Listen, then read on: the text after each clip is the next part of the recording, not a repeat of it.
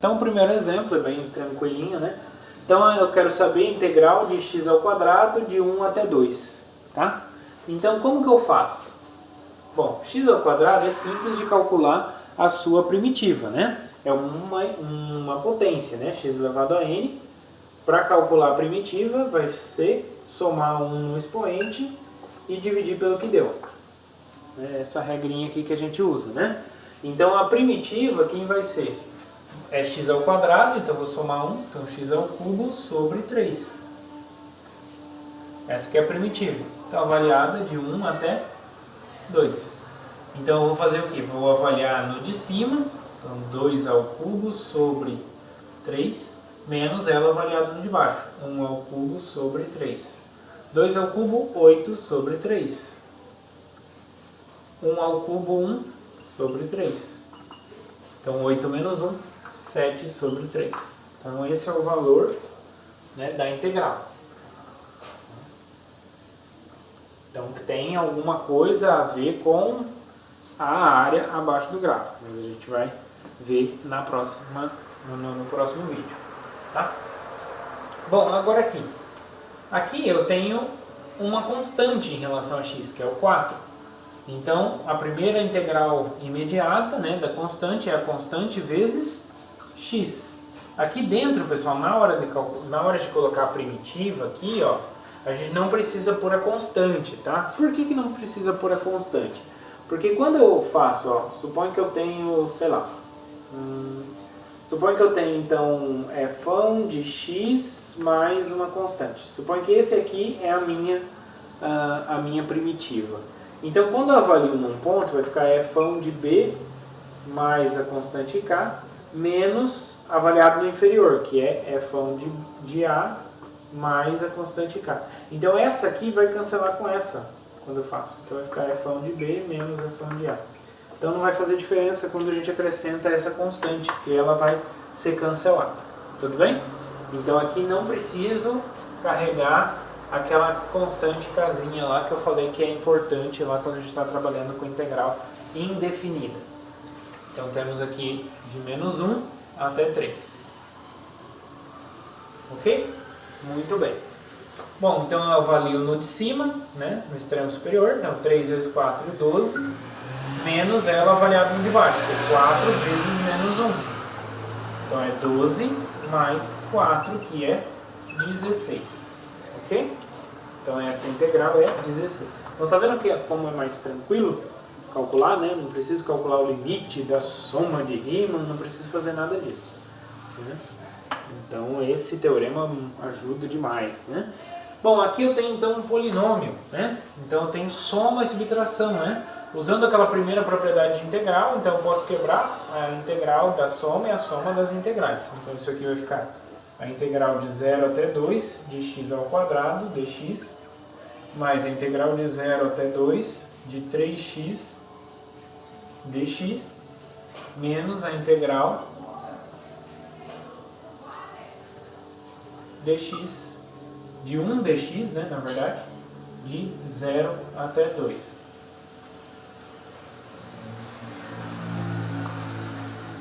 Então a primeira aqui, eu faço a integral de x quadrado, então a mesma ali, então x ao cubo sobre 3, avaliado de 0 até 2, mais esse 3, pessoal, tanto faz vocês trabalharem com 3x ou o 3, como é uma constante, ele pula para fora, né? Segundo a propriedade daquele teorema que a gente viu agora há pouco. Então eu posso escrever isso aqui 3 vezes, então é como se o 3 tivesse pulado aqui para fora, podemos fazer até mais um passo aqui, tá? O 3 aqui fora, e aí você pode eliminar ele aqui dentro. Tá? Então o 3 pulou para fora. Quem é a primitiva de x? A mesma coisa, né? Uma expoente, né? Então, x elevado a 1 mais 1, que é 2, dividido por 2. Avaliado de 0 até 2. Menos a primitiva de 1. Né? A primitiva dessa constante 1 é a constante vezes x. Então, é x avaliado de 0 até 2. Avalio no de cima, 2 ao cubo 8 sobre 3, menos, quando eu avalio no zero, dá 0. Mais 3 vezes, pego isso aqui e avalio no de cima, 2 ao quadrado 4 sobre 2, 2. Menos, quando eu avalio no 0, 0. Menos. X avaliado no 2 é 2. Menos x avaliado no 0. Então isso aqui vai dar 8 sobre 3. 2 vezes 3 mais 6. Menos 2. Então isso aqui é 4. Então é 8 sobre 3 mais 4, que eu posso juntar como 8 sobre 3 mais 12 sobre 3, que é igual a 20 sobre 3. Então só conferindo aí.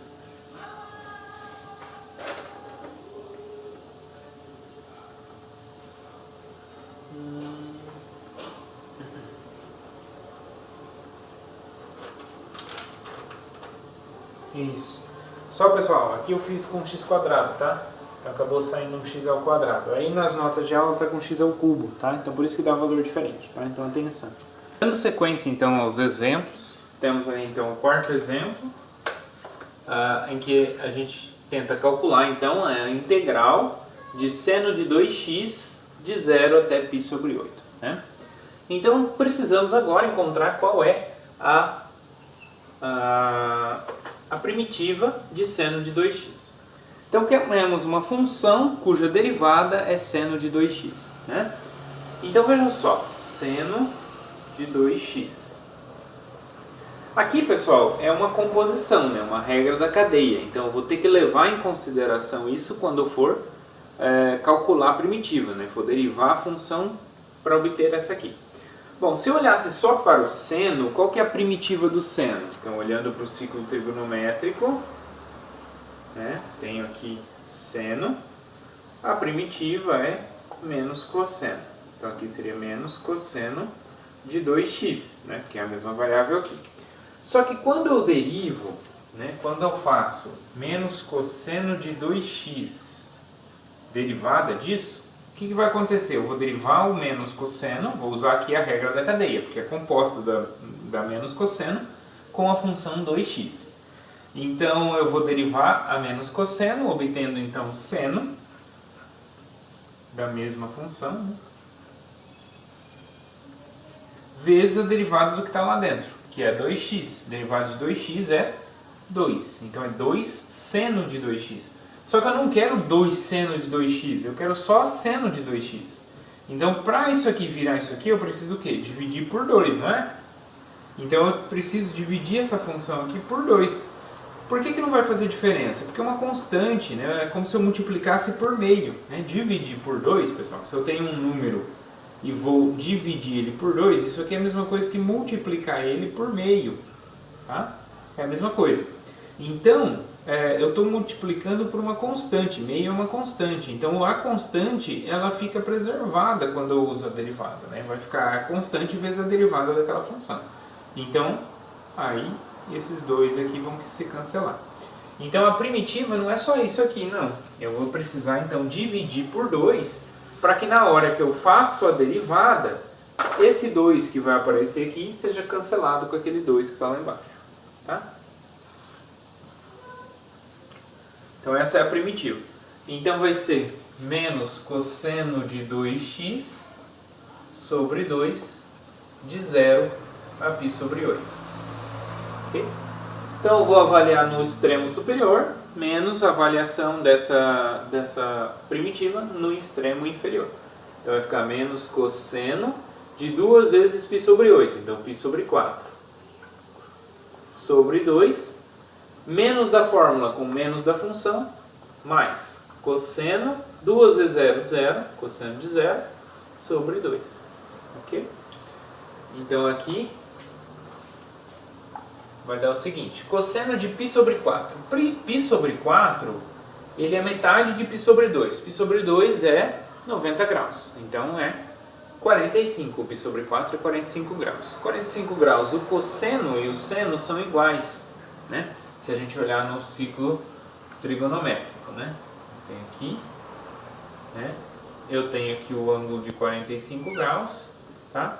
O valor do seno e do cosseno é o mesmo, tá? Que é raiz de 2 sobre 2. Então, o menos aqui que já estava lá, dividido por 2. Mais, quanto que é cosseno de zero? Então, cosseno de zero está aqui. O cosseno é todo esse tamanho, que é 1.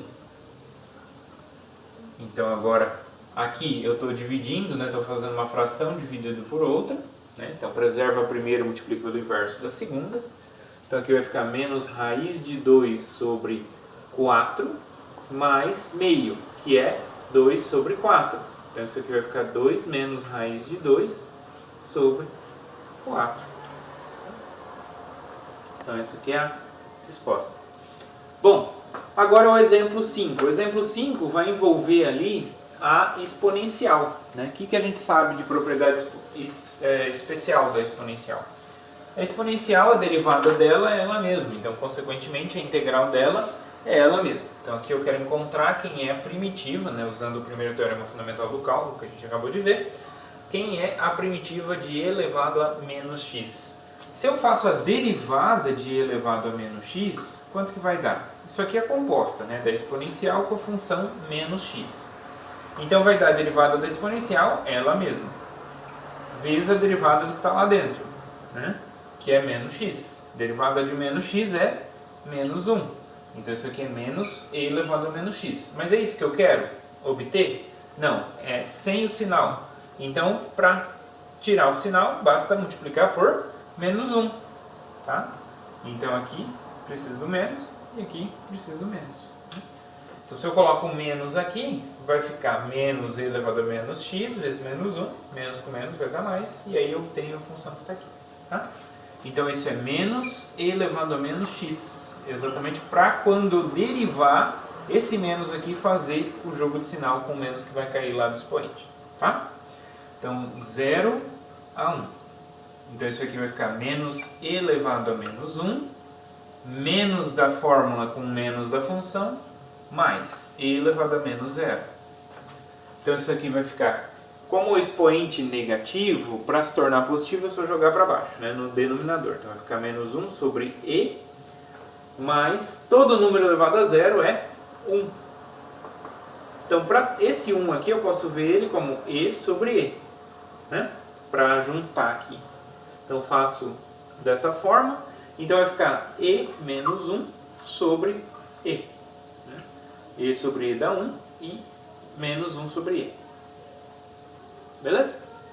Então essa aqui é a resposta. Tá, pessoal? Não aproximem, tá? Então, não importa o tipo de resposta que vocês cheguem, deixa em função do e, deixa em função da raiz quadrada, em fração, sempre trabalha com essas coisas. Não precisa usar, não é para usar decimal, né? Porque quando você faz uma aproximação, você está perdendo, você está cometendo um erro, tá?